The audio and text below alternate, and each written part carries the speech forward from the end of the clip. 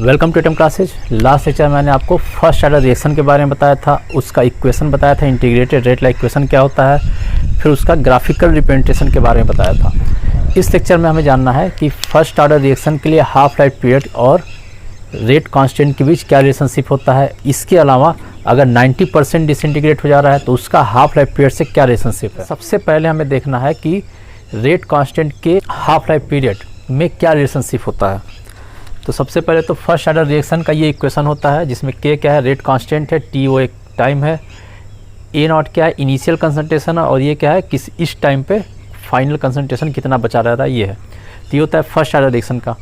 अब जो half life period होता है इसको डिनोट करते हैं T1/2 से, ठीक है। हाफ लाइफ पीरियड को अर्ध आयुकाल या फिर हाफ लाइफ पीरियड इसको T½ से डिनोट करते हैं। तो इसका मतलब होता है कि जब भी कोई भी कंसंट्रेशन जितने समय में अपने इनिशियल कंसंट्रेशन का आधा बच जाता है उसी को बोलते हैं हाफ लाइफ पीरियड। दोबारा बताते हैं कि जब भी कोई कंसंट्रेशन अपने इनिशियल अमाउंट का जितने समय में आधा अमाउंट बच जाता है तो उसको बोलते हैं हाफ लाइफ पीरियड। तो जैसे यहाँ पर अगर हाफ लाइफ पीरियड की बात करेंगे तो इस समय अगर जो इनिशियल कंसंट्रेशन है वो है ए नॉट, तो अगर T½ पर अगर ए फाइनल निकालेंगे, फाइनल कंसंट्रेशन, तो वो कितना हो जाएगा, ए नॉट इनिशियल कंसंट्रेशन और इसका आधा, तो ये फाइनल कंसंट्रेशन बन जाएगा। तो ये T½ पर हो जाएगा फाइनल कंसंट्रेशन। अब हमें इसी को लिख देना है यहाँ पे करते हैं, ये इक्वेशन था, यहाँ पे अब लिख देंगे 2.303 और T की जगह हम लिख सकते हैं T1/2 और यहाँ लिख देंगे log ए नॉट और 80 की जगह लिख देंगे log A not divide by 2। अब इसे सॉल्व करना है। अब ए नॉट से ए नॉट कट जाएगा, ये वैल्यू कट जाएगी, ये बच जाएगा नीचे 1/2, ये ऊपर चला जाए तो log 2 हो जाएगा। तो यहाँ पे इसके आगे जाएगा 2.303 T½ और ये हो जाएगा log 2, यहाँ पर रख के ये आ गया। अब log 2 की वैल्यू होती है 0.301, तो इसकी वैल्यू यहाँ पर रख देंगे तो हो जाएगा 2.303 डिवाइड बाई T½ और इसका वैल्यू होता है 0.3010। अब इन दोनों का जो मल्टीप्लाई करेंगे तो मल्टीप्लाई करने के बाद इसका वैल्यू होता है 0.693 डिवाइड बाई T½ के। तो फर्स्ट ऑर्डर रिएक्शन के लिए के और हाफ लाइफ पीरियड में ये रिलेशनशिप होता है। इस रिलेशनशिप से हमें एक चीज़ और पता चल रही है कि जो रेट कांस्टेंट होता है फर्स्ट ऑर्डर रिएक्शन के लिए वो कंसंट्रेशन पे डिपेंड नहीं करता है। तो यहाँ पर एक चीज़ और पता चला कि जो रेट कांस्टेंट है, रेट कांस्टेंट के ये इनिशियल कंसंट्रेशन पर डिपेंड नहीं करेगा। तो ये rate constant not depend upon initial concentration, जबकि जो जीरो ऑर्डर रिएक्शन था उसका जो रेट कांस्टेंट था वो इनिशियल कंसंट्रेशन पे डिपेंड करता था। तो फर्स्ट ऑर्डर रिएक्शन में जो के होता है, रेट कांस्टेंट होता है, वो कंसंट्रेशन पे डिपेंड नहीं करता है, लेकिन जीरो ऑर्डर जो रिएक्शन था उसमें जो रेट कांस्टेंट होता था वो इनिशियल कंसंट्रेशन पे डिपेंड करता था। उसका भी हमने जीरो ऑर्डर रिएक्शन में बता दिया था, ठीक है। तो ये था हाफ लाइफ पीरियड अगर हम फर्स्ट ऑर्डर रिएक्शन का निकालना चाहते हैं। अब हमें क्या करना है, इस पर कुछ नहीं। अब जैसा कि यहाँ पे ऑप्शन दिख रहा है, यहाँ पर दिया हुआ है कि फर्स्ट ऑर्डर रिएक्शन के लिए अगर T½ की वैल्यू जो है 40 सेकेंड है तो उसके लिए कि हमको रेट कांस्टेंट कैलकुलेट करना। और CBSE में ये क्वेश्चन 2015 में आया हुआ है। तो इस टाइप के क्वेश्चन बार बार रिपीट होते हैं, तो इसको देखते हैं कैसे सॉल्व करते हैं। तो इसके लिए डायरेक्ट फार्मूला जो होता है फर्स्ट ऑर्डर रिएक्शन के लिए अगर हाफ लाइफ पीरियड दिया है तो उसको हम ऐसे निकाल सकते हैं, ये हो जाएगा 0.693 और डिवाइड बाई T½ इसी फार्मूले से हम के की वैल्यू निकालेंगे। तो T½ की वैल्यू दिया है 40 सेकेंड, तो यहाँ पे लिख देंगे 0.693 और डिवाइड बाई 40 सेकेंड। अब इसको अगर कैलकुलेट करते हैं तो इसको कैलकुलेट करने के बाद आएगा 1.732 इंटू 10⁻²। इस पूरे की वैल्यू इतनी आ गई। और इसको कैसे लिखेंगे, ये सेकंड में दिया हुआ है और सेकंड नीचे है, तो इस पर जो यूनिट हो जाएगा सेकंड पर -1। तो ये हो गया रेट कांस्टेंट का वैल्यू ऐसे निकल के आया, ठीक है। तो इस टाइप के बहुत सारे क्वेश्चन लगभग हर 1-2 साल गैप करके पूछता रहता है। तो एक तो ये क्वेश्चन हो गया। अब आपको कुछ और भी क्वेश्चन कराते हैं इसी के। अब जैसे अगला क्वेश्चन है, दिया हुआ है कि फर्स्ट ऑर्डर रिएक्शन के लिए अगर 20% डिकम्पोज होने में 10 मिनट का टाइम लगता है तो पूरा 75% डिकम्पोज होने में कितना टाइम लगेगा। और ये क्वेश्चन भी 2014 और 2016 दो बार ये क्वेश्चन रिपीट करके आया हुआ है। तो देखते हैं इसको कैसे सॉल्व करते हैं। तो सबसे पहले तो इसका फार्मूला लिखना है कि K = 2.303 डिवाइड बाई T और यहाँ हो जाएगा log ए नॉट और डिवाइड बाई 80। ये इसका फार्मूला होता है फर्स्ट ऑर्डर रिएक्शन के लिए। अब यहाँ जो पहला कंडीशन दिया हुआ है तो यहाँ लिखते हैं कंडीशन 1। तो कंडीशन 1 में दिया है कि 20% डिकम्पोज हो रहा है। तो अगर ये 20% डिकम्पोज हो रहा है तो इसमें हम क्या करेंगे कि जो 80 की वैल्यू होगा वो हो जाएगा कि बच कितना गया। अगर 20% डिकम्पोज हुआ तो क्या बचेगा, 80% बचेगा। तो 80 को हो जाएगा, ये हो जाएगा 80% of A not. A not का 80% रह जाएगा। तो अगर हम ए नॉट को मान लेते हैं 100%, तो ये हो जाएगा 80% ए नॉट। और ये अगर 100% है तो इसको अगर लिखना चाहें नंबर में तो 100 से डिवाइड कर देते हैं तो ये हो जाएगा, ये हो गया ए नॉट। ये हो जाएगा, इसको 100 से डिवाइड करें तो हो जाएगा 0.8 ए नॉट। तो हमको 80 मिल गया और ए नॉट भी, दोनों चीज़ें पता चल गई। और हमको टाइम कितना दिया मिला है यहाँ पे, और टाइम साथ में दिया है 10 मिनट का टाइम। अब ये तीनों वैल्यू क्या करेंगे, इस इक्वेशन में पुट कर देंगे। तो यहाँ पुट करते हैं k इक्वल टू 2.303 और टाइम हो जाएगा 10 मिनट, यहाँ हो गया 10, और लॉग ए नॉट और डिवाइड 80 की जगह लिख देंगे 0.8 ए नॉट। अब इसे सॉल्व करना है तो ए नॉट से ए नॉट कट गया, यहाँ पे आ जाएगा 1 डिवाइड बाई 0.8। अब इसको लिख सकते हैं 10/8, ठीक है, इसको 10/8 लिख सकते हैं। तो यहाँ पे हो जाएगा k equal to 2.303 divide by 10 और यहाँ हो जाएगा log 10 डिवाइड बाई 8। अब log 10 डिवाइड बाई 8 को लिख सकते हैं log 10 माइनस log 8 लिख सकते हैं। तो इसको लिखेंगे 2.303 डिवाइड बाई 10, इसको लिख सकते हैं log 10 माइनस log 8, ये वैल्यू हो गई। अब यहाँ पे इसकी वैल्यू पुट करना है यहाँ पे। तो ये 10 से अगर डिवाइड करेंगे तो यहाँ आ जाएगा 0.2303 और साथ में यहाँ पे क्या लिखेंगे, log 10 की वैल्यू होती है 1 तो यहाँ लिख देंगे 1 और माइनस log 8 की वैल्यू होती है 0.9030, ठीक है। तो ये वैल्यू होगी।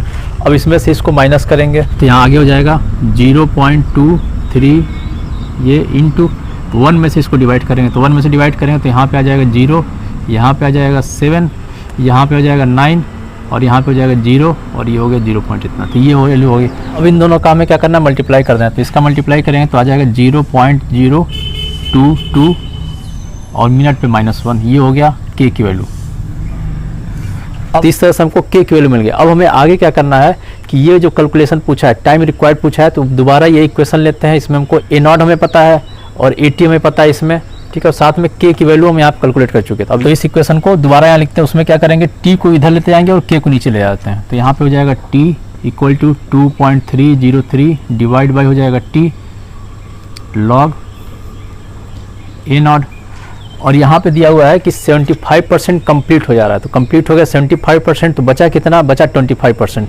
तो नीचे हो जाएगा कि ए नॉट का 25%। तो 25% का मतलब हो गया कि अगर ये 25% दिया है तो अगर इसको नंबर में लिखेंगे तो 25 और डिवाइड बाई 100 से कर देते हैं तो कितना हो जाएगा 1/4। तो हो जाएगा 1/4 ऑफ ए नॉट, ये वैल्यू हो गई। अब यहाँ पर भी सेम ए नॉट से ए नॉट कट गया और यहाँ पे जो दिया हुआ है यहाँ पे k, तो ए नॉट से नॉट कट गया। अब यहाँ पे k था, अब क्या करना है, k की वैल्यू ये पुट कर देना है। तो ये वैल्यू की जगह हम ये वैल्यू पुट कर सकते हैं। ये वैल्यू दिया हुआ है तो इस वैल्यू को हम लिख देते हैं। इस वैल्यू क्यों लिखते हैं, क्योंकि आसानी से कट जाएगा। तो 0.2303 इंटू 0.097 और log ये 1/4 दिया, ऊपर जाएगा तो 4 है तो log 4 हो जाएगा। अब इससे ये कटेगा, इस वैल्यू से ये वैल्यू कट गया, ऊपर बच गया 10, ठीक है, ये ऊपर बच गया 10। अब हो जाएगा 10 डिवाइड बाई 0.097 और log 4 की वैल्यू होती है 0.6020। अब इसका करना है मल्टीप्लाई। तो इसका पूरा मल्टीप्लाई करने के बाद आ जाएगा 63.02 और यूनिट क्या होगा, मिनट में होगा, जाएगा मिनट में। तो टाइम इतना टाइम लग गया। तो अगर 75% अगर कंप्लीट हो रहा है तो अगर 75% कंप्लीट हो रहा है तो उसमें टोटल इतना टाइम लगेगा।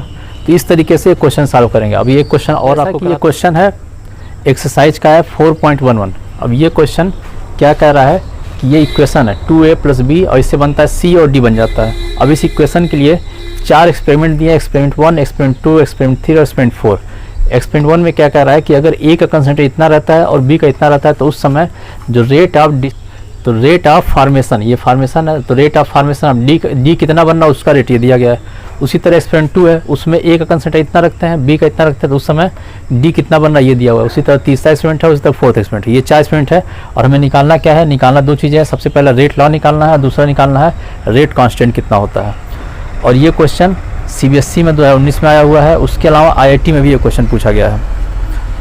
तो इसको कैसे करते हैं, तो सबसे पहले तो rate of formation of D दिया गया, तो rate of formation of D का मतलब होता है, ये होता है change in concentration of D divide by change in time. तो ये वैल्यू दे दिया गया है सारे एक एक एक्सपेरिमेंट के लिए। तो हमें इस इक्वेशन से, जो ये केमिकल इक्वेशन दिया है, इससे हम क्या निकाल सकते हैं, रेट निकाल सकते हैं, क्योंकि rate of formation of D दिया गया, तो इस इक्वेशन से हम रेट भी निकाल सकते हैं।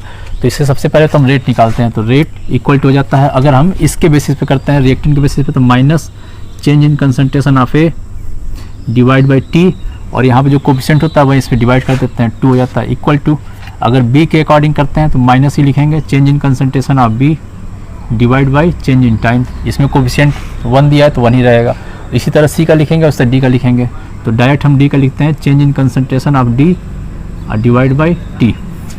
तो ये वैल्यू हमें इस क्वेश्चन में दे दिया गया है। तो अगर जितना rate of formation of D होगा वही क्या हो जाएगा, रेट हो जाएगा। तो ये एक्चुअल में हमें क्या मिल रहा है, यहाँ से यहाँ पे मिल रहा है रेट ऑफ रिएक्शन मिल गया, रेट ऑफ रिएक्शन हमें यहाँ से पता चल गया।